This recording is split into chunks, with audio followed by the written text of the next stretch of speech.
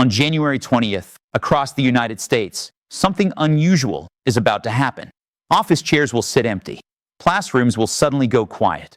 Cash registers will stop ringing. Not because of a holiday, not because of a natural disaster, but because thousands of Americans are preparing to walk out, together. This isn't a parade. It isn't a weekend rally with signs and speeches. This is a weekday shutdown of daily life. The question is simple and dangerous for those in power. What happens when ordinary people refuse to work, refuse to shop, and refuse to stay silent? On the anniversary of Donald Trump's inauguration, tonight, we go deep inside the Free America Walkout. Who is behind it? Why it's happening now? What it says about the state of American democracy? And why this moment could become far more important than it looks right now. Stay with me, because this story is not just about protest. It's about power. On January 20th, the anniversary of Donald Trump's inauguration, grassroots organizers across the United States are calling for a nationwide weekday walkout. The action is called the Free America Walkout. At exactly 2 p.m. local time, people are being asked to leave their workplaces, schools, and businesses and walk into public action instead.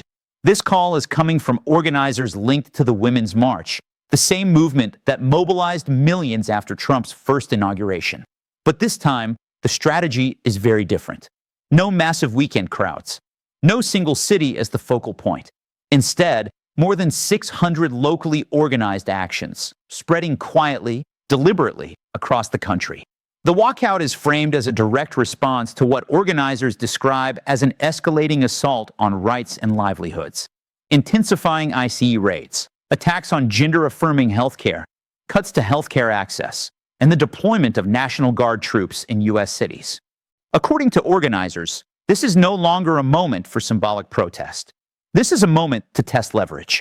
To understand why this walkout matters, we need to step back. Donald Trump's first inauguration in 2017 triggered one of the largest protest movements in modern American history. Millions flooded the streets in what became known as the Women's March. It was loud. It was visible. It was historic. But movements evolve, or they fade. Fast forward to 2026. The political landscape is darker, sharper, and more polarized. Protest fatigue is real. Many Americans feel overwhelmed, exhausted, and unsure whether marching still changes anything. At the same time, federal policy decisions have begun touching daily life in more immediate ways. Immigration enforcement has intensified. ICE raids are no longer abstract news headlines. They're showing up in neighborhoods, workplaces, and schools. Healthcare access has narrowed, especially for marginalized communities. Gender-affirming care has become a frontline battleground, with policies that directly affect families, doctors, and patients. And perhaps most symbolically, the presence of National Guard troops in American cities has revived fears many thought belonged to another era. For organizers, this combination triggered a realization. If politics is disrupting daily life, then protest must disrupt daily life too. This is where the Free America Walkout breaks from tradition. Rachel O'Leary-Carmona, executive director of the Women's March, describes this moment as an experiment, a deliberate stress test. Instead of asking people to show up on weekends, when power structures are largely unaffected, organizers are asking Americans to withdraw something far more valuable: labor. No working, no shopping, no commerce. It's a message not just to politicians, but to systems that rely on uninterrupted productivity. This tactic isn't accidental. It's rooted in a long history of labor movements, civil rights actions, and student walkouts that understood one fundamental truth. When people stop participating, power notices. As Carmona puts it, this is about testing additional tools in the toolbox. Not replacing marches, but expanding what resistance looks like. Here's how organizers envision the day unfolding. On January 20th, at 2 p.m. local time, participants will walk out of wherever they are: workplaces, schools, businesses. But this isn't just about leaving. In many cities, people will walk into something else. In Houston, for example, organizers plan to walk into elected officials' offices, bringing presence directly into political spaces. Other cities are organizing mutual aid events, community rallies, small group conversations, craft circles, educational talks with groups focused on political de-radicalization. The idea is decentralization. Every community decides what resistance looks like for them. That flexibility is intentional and strategic. While the Women's March issued the call to action, the execution is largely local. More than 600 events have already been counted across the country, each organized by community groups rather than a single central authority. This shift reflects a lesson learned over years of organizing. Movements grow stronger when people feel ownership. Instead of being spectators at a national event, participants become active architects of local action. And behind the scenes, researchers are paying close attention. American University's sociologist Dana Fisher is partnering with organizers to study participation levels, demographics, and outcomes. This isn't just protest, it's data-driven movement building. Even if you don't plan to walk out, this moment matters, because it signals a deeper question facing the United States right now. How do people respond when democratic norms feel fragile? For some, the walkout represents hope, a sign that civic engagement isn't dead.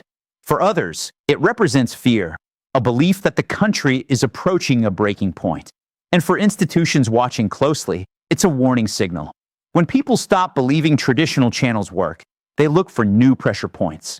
History tells us that's when real change, or real instability, can begin. Public reaction has been sharply divided. Supporters argue that weekday walkouts are one of the few tools left that can't be ignored. They point to historical precedents where disruption led to long-term reform.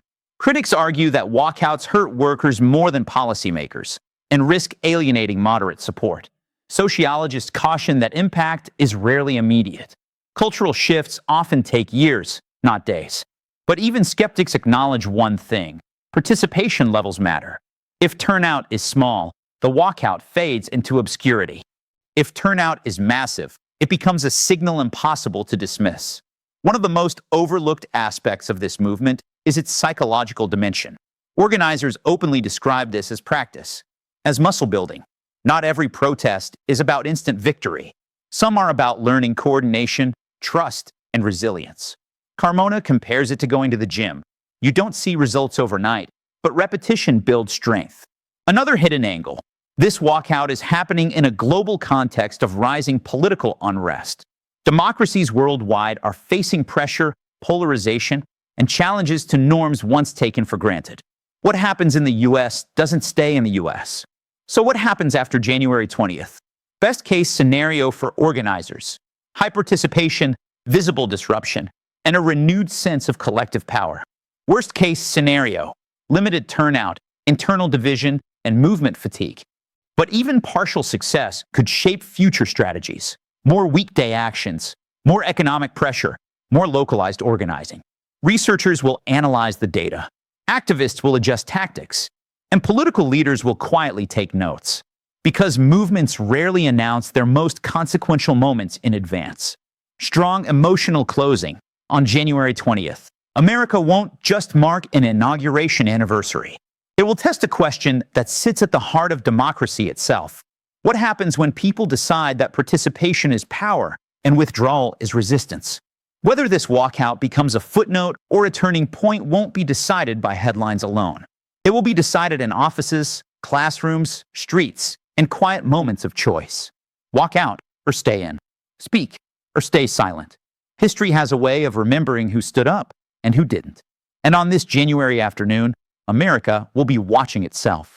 And now, let's slow this story down even further. Because to truly understand what the Free America Walkout represents, we need to go beneath the headlines and into the emotional, social, and historical undercurrents shaping this moment. This walkout is not just a reaction. It is a symptom of a country where millions of people feel the ground shifting beneath their feet and aren't sure where stability lies anymore.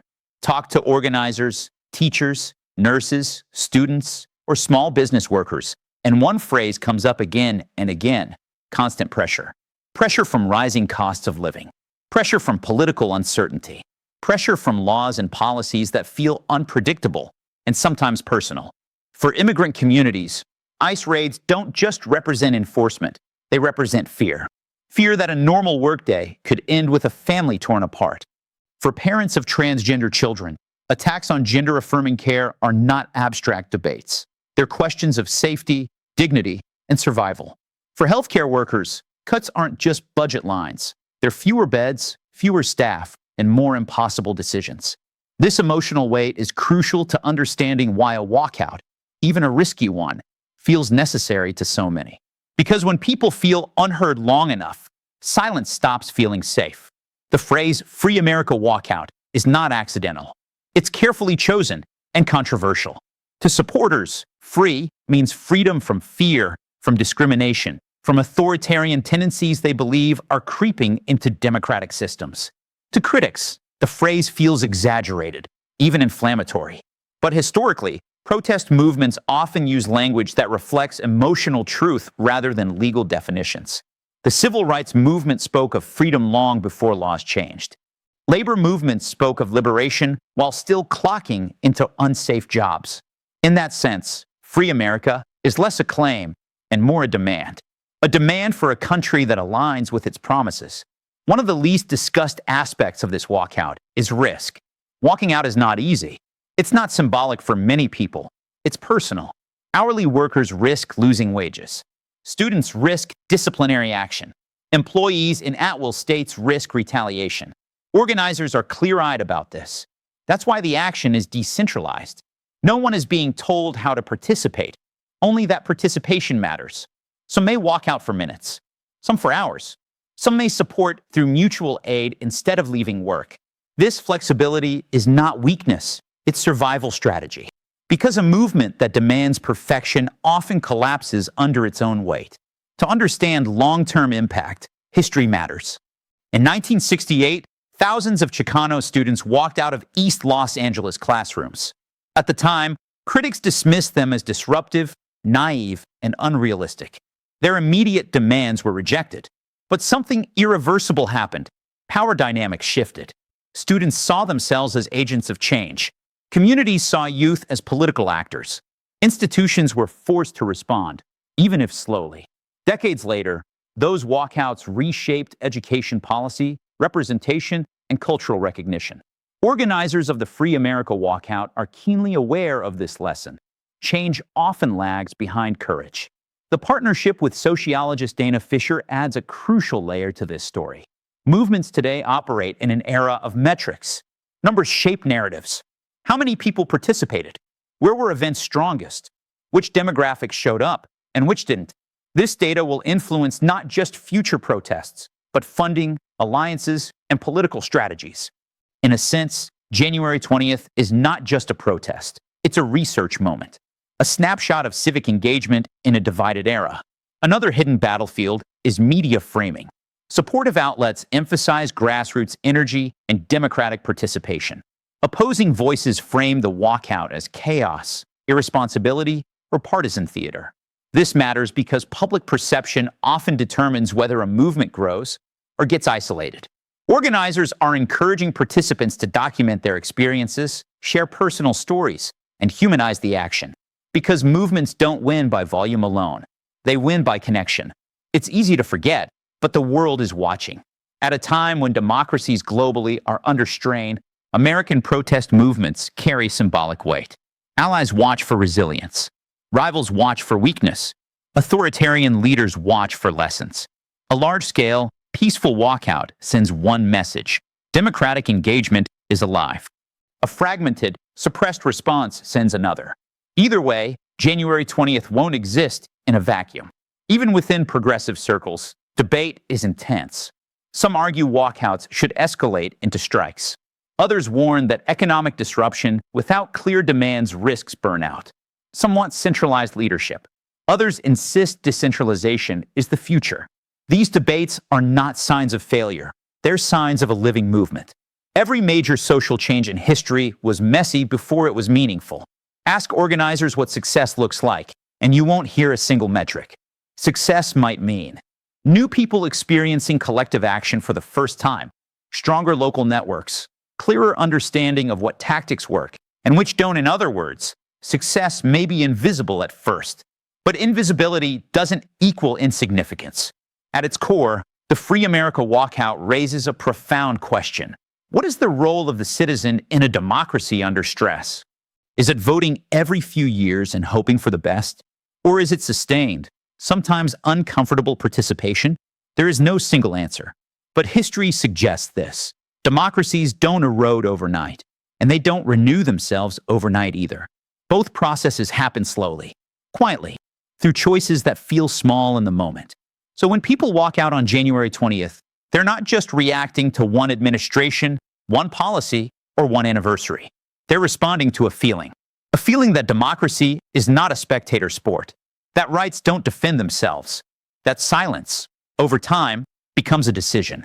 Whether this walkout becomes a spark or just another chapter will depend on what comes after, because real movements aren't measured in hours. They're measured in endurance. And long after January 20th fades from the news cycle, one question will remain.